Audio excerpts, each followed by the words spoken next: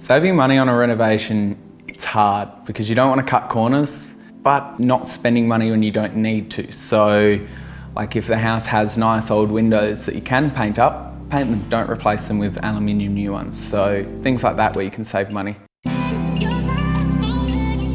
Some of the main things we wanted to retain were like the balustrading, the windows once again, and things like that where it gives it the era that it's from. Instead of trying to update everything to the newest stuff, try to keep with the age of the house a bit and then throw newer bits in around. Light fittings, they are a big thing to change. Lots of the houses have the older style downlights, which you can't actually get parts for anymore. So updating downlights to the LED ones, that gives a big factor straight away that it looks brighter and newer without changing the whole ceiling or anything. Best places that I chipped in to save money was things like painting, gardening. Instead of getting someone to fill the driveway with gravel, just get the gravel dropped off and just spread it out yourself. So it's a bit of manual labour, but that's where you can save some money. If you're demolishing things first, like ripping out old cupboards and old walls and things like that, it's going to look worse before it looks better.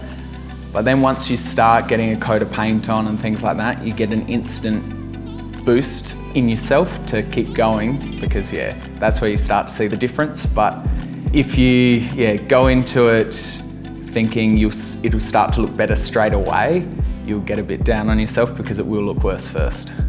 Probably the areas that add the most value are bathrooms and kitchens. So people look at it and if it's not done, they know it's going to cost them a lot to do.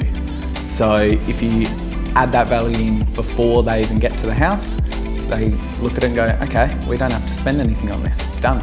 So if the kitchens or bathrooms are in bad condition, it's going to cost money. Expect things to go wrong. People see a lot of these shows on TV that flip a house in a week and nothing goes wrong and it's all simple, but if you go in with the mindset that something will go wrong at some point, just don't get panicked, you just got to find a solution. So there is always a solution, hopefully it's not too expensive, but there's always something little that will go wrong.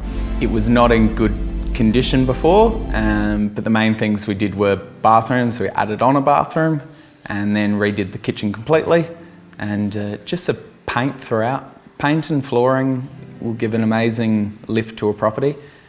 Without spending huge amounts, but then going and doing the bathrooms and that gives it a big difference.